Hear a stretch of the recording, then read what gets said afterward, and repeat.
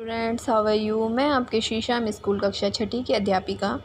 आज हम हिंदी आरंभ पाठमाला में करेंगे पाठ नंबर 5, हम मिलकर रहें। इसमें मिलकर रहने की परिभाषा को व्यक्त किया गया है। पढ़ते हैं। यह समय की पुकार है कि हम मिलकर रहें, मिलकर चलें, मिलकर बोलें और समान रूप से सोचें।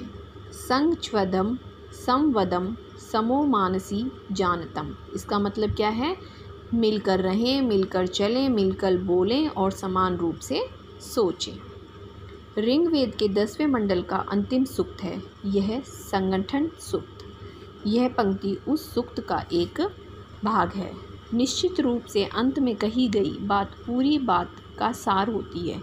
ईश्वर हमें उपदेश दे रहे हैं कि जीवन में मिलकर रहना चाहिए, संगठित होकर काम करना ही हमारे जीवन का लक्ष्य है। हम मिलकर चलें, एक ही सी बात कहें और हमारे सोचने विचारने में समानता हो, तभी हमारा काम ठीक होता है, काम में सफलता मिलती है। अन्यथा हम लक्ष्य से कोसों दूर अपनी अपनी डफली, अपना अपना राग अलापते रह जाते हैं।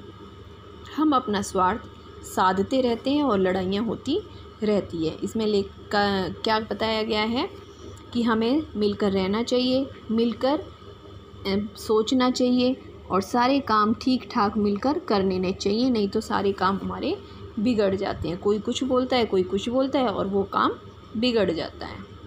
मंत्र में बहुत मनोवैज्ञानिक ढंग से उपदेश दिया है। हमारा चलना दिखाई देता है, बोलना सुनाई देता है, पर इन सब आधार मन है, इन सब का आधार मन है, दिखाई नहीं देता। हम चलते हुए दिखाई देते हैं, बोलते हुए दिखाई देते हैं, लेकिन इन सब का आधार किससे होता है? हमारे मन से, जो मन हमें दिखाई नहीं देता है।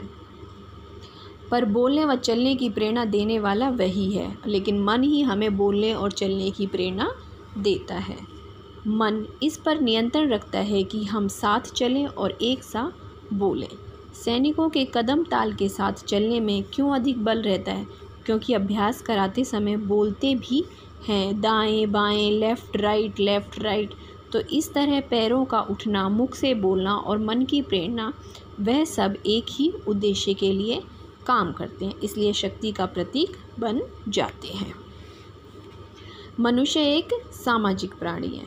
यूँ तो अनेक पशु पक्षी अपने अपने झुंड में रहते हैं। झुंड के अपने कुछ नियम भी होते हैं। सभी एक दूसरे की सहायता भी करते हैं। आपने देखा होगा कि पक्षी के घोंसले के पास कोई बिल्ली, चील या कौवा आ जाए तो चिड़ियाँ चीं चीं करते हुए सतर्क हो जाती हैं। कहते हैं जंगल में बुद्धिमान जंगली भैंसे तो संगठित होकर गोलाकार बनाकर खड़े हो जाते हैं और शेर का मुकाबला भी करते हैं। मनुष्य सबसे बुद्धिमान प्राणी है, अतः वह अपने बुद्धिबल के साथ संगठित होकर चलता है तो समाज भी अच्छी तरह उन्नति करता है। इसलिए ऋषियों के माध्यम से ईश्वर हमें आदेश देते हैं। इसमें बताया गया है कि पशु पक्षी भी एक झुंड में रहते हैं। अगर जंगल में कोई शेर आ जाता है तो जो जंगली भैंसे होते हैं वो भी गोला बनाकर खड़े हो जाते हैं और उस पर, शेर पर हमला कर देते हैं।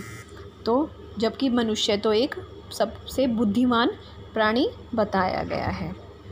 हों सभी के दिल तथा संकल्प अविरोधी सदा, मन भरे हों प्रेम से जिसमें बड़े सुखद संपदा। इसका मीन्स क्या है? आज समाज की, देश की स्थिति ऐसे विपरीत चल रही है।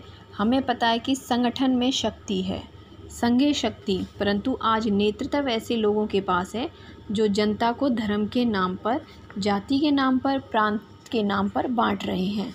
नेताओं का चुनाव भी उनकी योग्यता के आधार पर नहीं, जाति या धर्म के आधार पर होता है। जबकि कहा यह जाता है, आजकल क्या होता है, चुनाव लड़ते हैं तो नेता खड़े हो जाते हैं, कोई धर्म के नाम पर, कोई जाति के नाम पर वोटें मांगते हैं। हम ये करवा देंगे, हमें वोट दो, हम वो करवा देंगे, हमें वोट दो। लेकिन जब वो जीत जाते हैं तो वो कुछ नहीं करते, सिर्फ अपने बारे में ही सोचते हैं, जनता के बारे में कोई कुछ नहीं सोचता। जहाँ सुमति तह संपत्ति नाना, जहाँ कुमति तह विपत्ति निधाना। इसमें क्या बताया गया है? जहाँ धन संपत्ति होती है वहीं सफलता होती है।